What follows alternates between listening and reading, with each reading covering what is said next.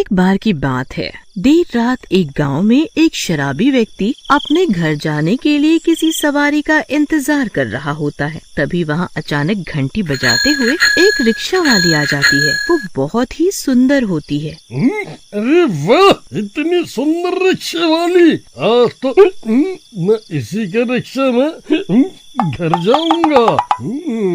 और रिक्शे वाली चमनपुरा चलेगी क्या? जरूर, बैठिए। सुंदर रिक्शा वाली को देख शराबी की नीयत खराब हो जाती है। वो सोचता है, गांव जाते हुए जब बीच में जंगल आता है, मैं वहाँ इसका फायदा उठा लूंगा। थोड़ी देर बाद जब वो भी जंगल में पहुँच जाते हैं। रानी, कहाँ इस भारी जवानी में रिक्शा चला रही है? आजा, मैं तुझे अपनी रानी बना लूं। अरे जरा रोक तो अपना रिक्शा। जब ही रिक्शा वाली पीछे देखती है, शराबी की सारी शराब उतर जाती है। वो रिक्शा वाली चुड़ैल बन गई होती है। वो बहुत भयानक रूप ले लेती है और रिक्शा रोक लेती है। मुझे अपनी रानी बनाएगा तू? मैं तुझे 72 हूरों के पास ही भेज देती हूँ। आज तेरी जिंदगी का आखिरी दिन है। नहीं, मुझे माफ कर दो। मैंने तो तुम्हारा कुछ नहीं बिगाड़ा। मेरी छोटी छोटी 2 बेटियां हैं, वो अनाथ हो जाएंगी। छोटी बेटियां होते हुए दूसरी लड़कियों को बुरी नजर से देखता है? मैं तुझे अभी बताती हूँ। फिर वो चुड़ैल शराबी को मार देती है और उसे लहूलुहान करके पेड़ से टांग देती है। ये बात पूरे गांव में फैल जाती है, लेकिन कोई समझ नहीं पाता कि उस व्यक्ति की हत्या क्यों और किसने की। फिर कुछ दिनों बाद गांव की उसी चौक पर एक शराबी बुढ़ा झूमता हुआ खड़ा होता है। वो भी घर पहुंचने के लिए कोई साधन ढूंढ रहा होता है। तभी अचानक घंटी बजाते हुए वही रिक्शा वाली वहाँ से आ जाती है। अरे वाह, इतनी खूबसूरत रिक्शा वाली! आज तो मैं इसी के रिक्शा में घर जाऊंगा, चाहे ये 100 रुपए फालतू ले ले। ए रिक्शे वाली, जंगल पार के गांव चलेगी क्या? जी बाबा जी, जरूर चलूंगी। आइए बैठिए। अरे पगली, बाबा किसे बोल रही है? अभी तो मैं जवान हूँ, जरा ध्यान से तो देख। उस बुढ़े की नजर भी रिक्शा वाली को देखकर खराब हो जाती है। वो भी सोचता है, जैसे ही ये रिक्शा वाली बीच जंगल में पहुँचेगी, मैं इसका फायदा उठा लूंगा। फिर जैसे ही वो जंगल के बीच पहुँचते हैं, शराबी बुढ़ा उसको तंग करने के इरादे से अपने हाथ से उसका कंधा पकड़ लेता है। ये देखकर चुड़ैल को बहुत ज्यादा गुस्सा आ जाता है और वो भयानक रूप में आ जाती है। गुस्से में वो चुड़ैल शराबी बुढ़े का एक हाथ खा जाती है। बुढ़ा दर्द से तड़पता हुआ जमीन पर बिलबिला रहा होता है। हे भगवान, ये क्या बला है? कौन है तू? तूने मेरा हाथ क्यों खा लिया? मैं तो तुझे प्यार ही कर रहा था।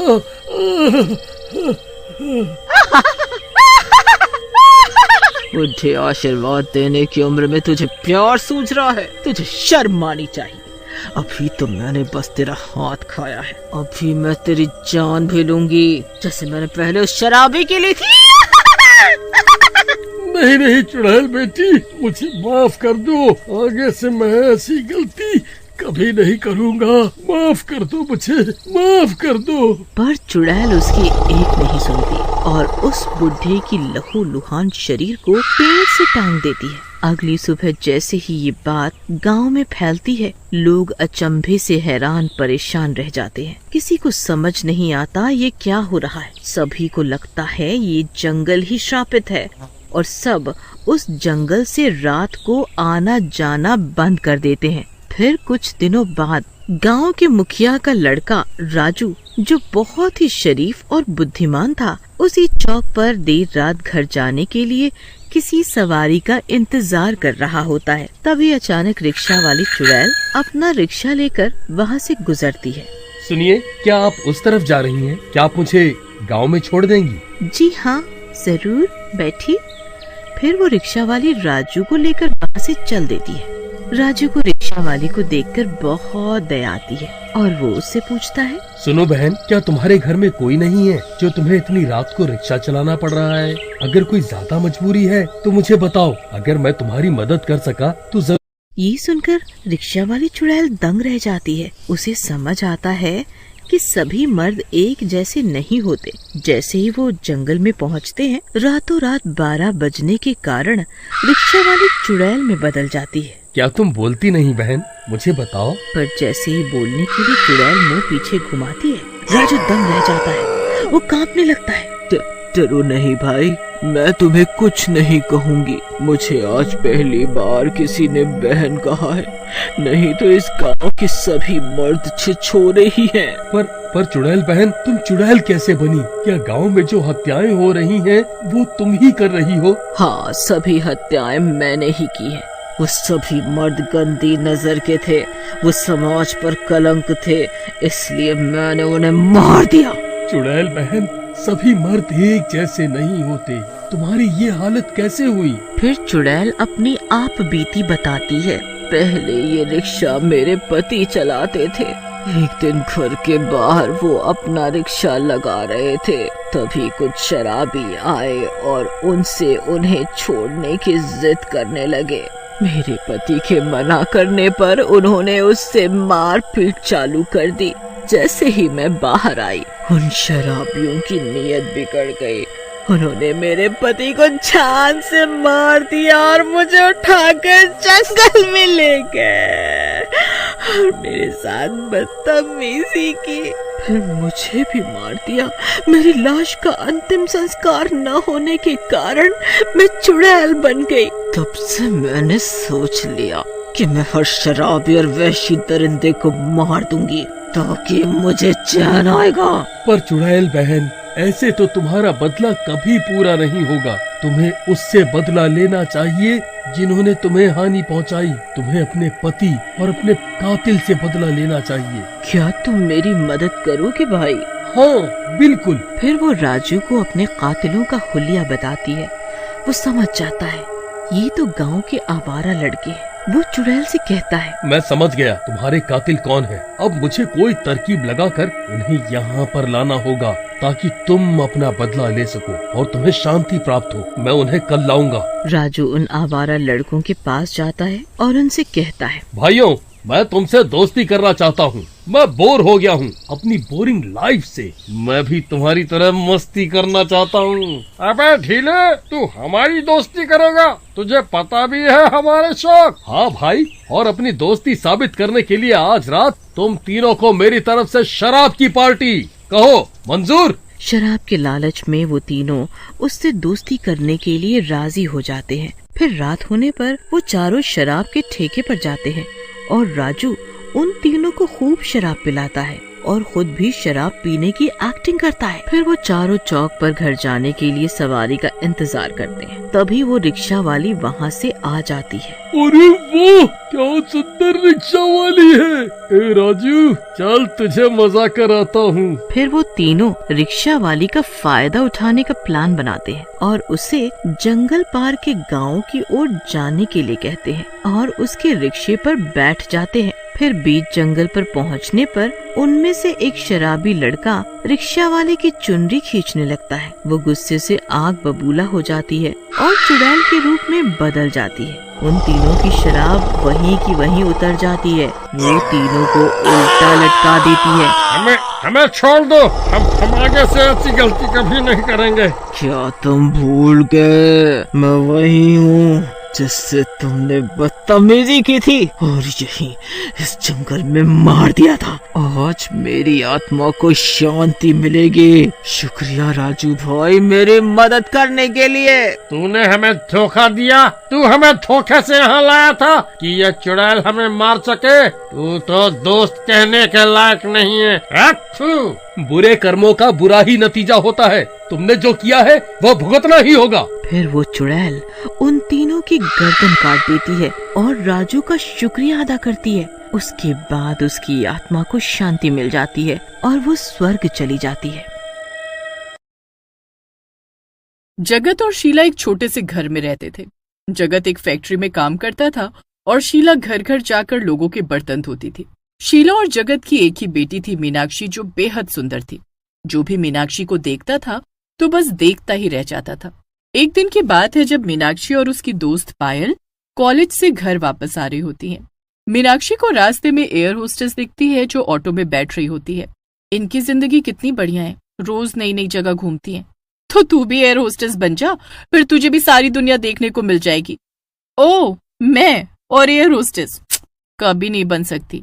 अरे पर क्यों नहीं बन सकती, क्या कमी है तुझ में? देख कितनी सुंदर है। इतना सुंदर तो कोई पूरे कॉलेज में नहीं होगा, और ऊपर से तेरी हाइट इतनी अच्छी है, तेरी इंग्लिश भी इतनी बढ़िया है कि तू सबको फेल कर देती है। अरे पर माँ बाबूजी कभी इस बात के लिए मानेंगे क्या? अरे तो उनको मानना पड़ेगा ना, और वो आखिर क्यों नहीं मानेंगे? एक बार जाकर उनसे बात तो कर। मीनाक्षी घर जाकर अपने माता पिता से बात करती है। हवाई जहाज का नाम सुनकर ही उसके बाबूजी घबरा जाते हैं। अरे इसमें घबराने की क्या बात है? सोचो हमारी बेटी हवाई जहाज में उड़ेगी तो हमारा कितना नाम होगा। इतने सुंदर कपड़े पहनकर जब घर से बाहर निकलेगी तो मैं गर्व से बोलूंगी कि मेरी बेटी एयर होस्टेस है। मीनाक्षी की माँ मान जाती है और उसके बाबूजी को भी मना लेती है। मीनाक्षी इस बात से बड़ी खुश होती है और एयर होस्टेस बनने की तैयारी में लग जाती है। वो दिन रात मेहनत करती है और फिर एयर होस्टेस के लिए इंटरव्यू देने जाती है। मीनाक्षी इंटरव्यू क्लियर कर लेती है और आखिरकार वो एक एयर होस्टेस बन ही जाती है।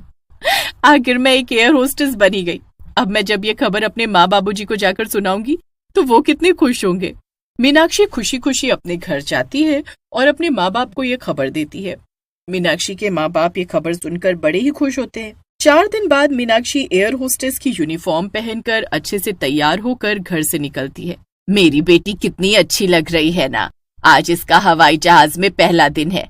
अब तो ये पूरी दुनिया में उड़ेगी। चलो बढ़िया है, आखिर तुम्हारी बेटी ने तुम्हारा इतना नाम रोशन किया और अब तो तुम्हारे घर के हालात भी सुधर जाएंगे। सही कहती हो तुम बिल्कुल, बस सब अच्छा ही हो। मीनाक्षी एयरपोर्ट पर पहुंचती है। उसका फ्लाइट पर पहला दिन होता है। वो थोड़ी नर्वस भी होती है पर उसे अंदर से बड़ी खुशी भी होती है। मीनाक्षी का पहला दिन काफी अच्छा होता है। वो बड़ी खुशी खुशी घर जाती है और अपने माँ बाप को एरोप्लेन के बारे में सब बताती है। दोनों उसकी बातें बड़े ध्यान से सुन रहे होते हैं और मन ही मन बड़े खुश हो रहे होते हैं। सब कुछ बहुत अच्छा चल रहा होता है।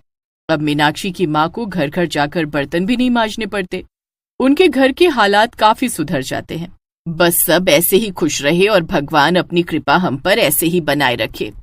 मीनाक्षी भगवान से प्रार्थना करती है और फिर अपनी जॉब के लिए निकल जाती है।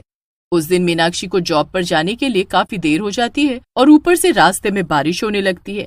हे भगवान, ये क्या मुसीबत है। मेरे पास बिल्कुल टाइम नहीं बचा और यहीं और ऊपर से ना ऑटो मिल रहा है और ये बारिश भी शुरू हो गई। बड़ी मुश्किल से काफी देर इंतजार करने के बाद मीनाक्षी को रोड के दूसरी तरफ एक ऑटो वाला दिखता है। मीनाक्षी उसे देखकर बड़ी तेज भागती है और वो साइड से आते हुए ट्रक को देख नहीं पाती। ट्रक तेजी से आता है और मीनाक्षी को उड़ाता हुआ निकल जाता है। उसके सर से बहुत तेज खून निकल रहा होता है और वो कुछ ही देर में दम तोड़ देती है। इधर फ्लाइट टेक ऑफ करने वाली होती है पर मीनाक्षी का कुछ पता नहीं होता। फ्लाइट टेक ऑफ कर लेती है। सब कुछ ठीक चल रहा होता है। सब पैसेंजर आराम से अपनी सीट पर बैठे होते हैं पर तभी प्लेन हिलने लगता है। सारे पैसेंजर घबरा जाते हैं पर फिर अचानक से प्लेन हिलना बंद हो जाता है। फिर थोड़ी देर एक एयर होस्टेस आती है। उस बच्चे की माँ बगल में आराम से आंखें बंद करके सो रही होती है। एयर होस्टेस देखते देखते पल भर में एक चुड़ैल में बदल जाती है। बच्चा उसे देखकर बहुत डर जाता है और बुरी तरह चिल्लाने लगता है। बच्चे का शोर सुनकर उसकी माँ एकदम से उठ जाती है। बच्चे को संभालते हुए वो उससे पूछती है, क्या हुआ बिट्टू, तुमने कोई बुरा सपना देखा है क्या? नहीं माँ, ये आंटी चुड़ैल है, मैंने अभी देखा। इनकी शक्ल बहुत डरावनी थी, एकदम चुड़ैल जैसी। बिट्टू बेटा, ऐसे किसी को नहीं बोलते। चलो आंटी को सॉरी बोलो। अरे कोई बात नहीं मैम, बच्चा है, शायद बुरा सपना देखकर डर गया। अरे मीनाक्षी, तुम तो आज आई ही नहीं थी ना, तो फिर यहाँ कैसे? मैं आई तो थी पर शायद तुमने मुझे देखा ही नहीं। मीनाक्षी वहां से चली जाती है। निधि को अच्छे से याद होता है कि मीनाक्षी आज आई ही नहीं है और वो इस बात से बड़ी हैरान होती है कि आखिर चलती फ्लाइट में मीनाक्षी कैसे आ गई। निधि इस बारे में ही सोच रही होती है कि फिर से प्लेन जोर जोर से हिलने लगता है। आखिर ये हो क्या रहा है? मुझे जल्दी से जाकर देखना होगा। किसी को भी समझ नहीं आ रहा होता कि आखिर प्लेन बार बार इस तरह हिल क्यों रहा है। सब लोग बड़े परेशान हो जाते हैं क्योंकि प्लेन में तो कोई खराबी नहीं होती, तो फिर ऐसा निधि अंदर पायलट के पास जाती है और उससे पूछने लगती है कि वो आखिर ऐसा बार बार क्यों हो रहा है, पर पायलट कोई जवाब नहीं देता। निधि को पायलट का व्यवहार कुछ ठीक नहीं लगता और वो काफी परेशान हो जाती है। जब वो दूसरी एयर होस्टेस के पास जाकर इसके बारे में बताती है कि उनके पायलट मिस्टर रणधीर अजीब बर्ताव कर रहे हैं, तो दूसरी एयर होस्टेस ये सुनकर चौंक जाती है। मिस्टर रणधीर तो छुट्टियों पर हैं, आज तो कोई और आया होगा। जब दोनों एयर होस्टेस अंदर जाकर पायलट की शक्ल देखती हैं तो वो मिस्टर रणधीर नहीं बल्कि कोई और होता है। आप कौन हो? आप तो हमारे पायलट नहीं हो। अगर किसी ने सीट से हिलने की कोशिश भी की तो मैं इस बच्चे को मार दूंगा। ए लड़की, चल सबके साथ कोने में जाकर खड़ी हो जा, चल। सारी एयर होस्टेस एक तरफ डर कर खड़ी रहती हैं। इतने में वहां मीनाक्षी आती है। इस बच्चे को छोड़ दो, मैंने बोला इस बच्चे को छोड़ दो। वो आदमी बच्चे को साइड में कर मीनाक्षी की गर्दन पकड़ लेता है। मीनाक्षी गुस्से से अपनी आंखें लाल कर लेती है और फिर धीरे धीरे वो एक चुड़ैल में बदल जाती है। चुड़ैल को देख वो आदमी हक्का बक्का रह जाता है। चुड़ैल उस आदमी की गर्दन पकड़ लेती है। सभी पैसेंजर उस चुड़ैल को देखकर और ज्यादा घबरा जाते हैं। चुड़ैल, ये चुड़ैल कहाँ से आ गई? अब बता मैं तेरा क्या करूं? तुझे यही मार दूं या इस प्लेन से नीचे फेंक दूं? तू इतने सारे मासूम लोगों की जान लेना चाहता है और जब तेरी जान लेने की बारी आई तो बोल रहा है मुझे मत मारो। ऐसा कैसे हो सकता है? चुड़ैल आदमी को इतनी जोर से घूसा मारती है कि वो आदमी सीधा पायलट के पास जा गिरता है। मैं सिर्फ तुझे नहीं बल्कि इस पायलट को भी मार दूंगी। तुम दोनों अब मुझसे नहीं बच पाओगे। पायलट उस चुड़ैल को देखकर इतना घबरा जाता है कि उसके हाथ कांपने लगते हैं और वो गलती से कुछ गलत बटन दबा देता है। बटन के दबाते ही प्लेन जोर जोर से हिलने लगता है और प्लेन का बैलेंस बिगड़ जाता है। सारे पैसेंजर डर की वजह से चिल्लाने लगते हैं। सब एयर होस्टेस भी घबरा जाती हैं, पर वो पैसेंजर को शांत रहने के लिए बोलती हैं। आप सब प्लीज शांत हो जाइए। देखिए, अभी आप बस शांत रहिए, हम आपको सुरक्षित पहुंचा देंगे। एयर होस्टेस के समझाने पर भी कोई भी पैसेंजर समझने को तैयार नहीं था। इधर पायलट के केबिन में एक आदमी जमीन पर घायल पड़ा होता है और दूसरी तरफ पायलट से एक बहुत बड़ी गड़बड़ हो जाती है। जल्दी से इस प्लेन को किसी सुरक्षित जगह पर लैंड करो।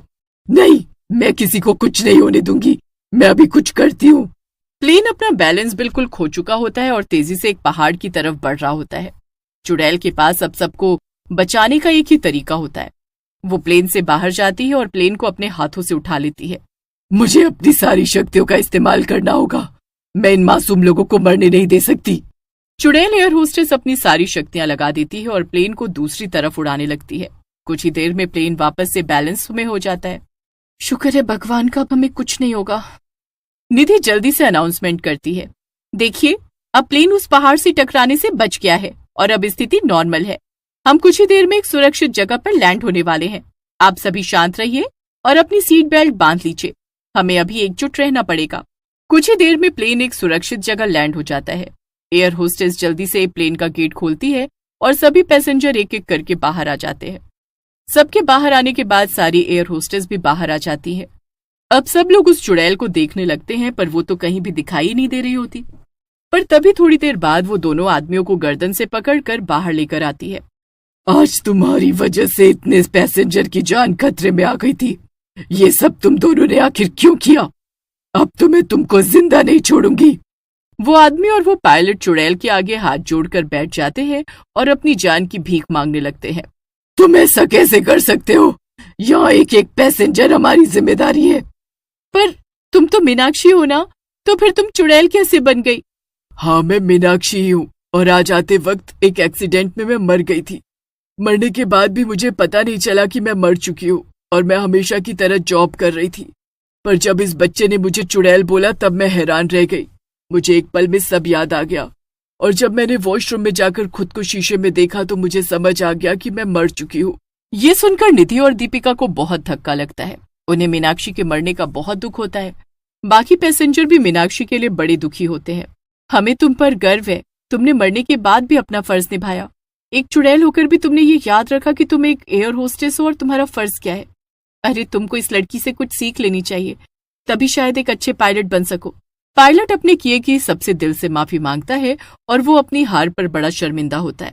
वो सही सलामत लोगों को एयरपोर्ट पहुंचा देता है और उसके बाद भी वो चुड़ैल एयर होस्टेस हमेशा पैसेंजर की मदद के लिए एयरपोर्ट पर भटकती रहती थी।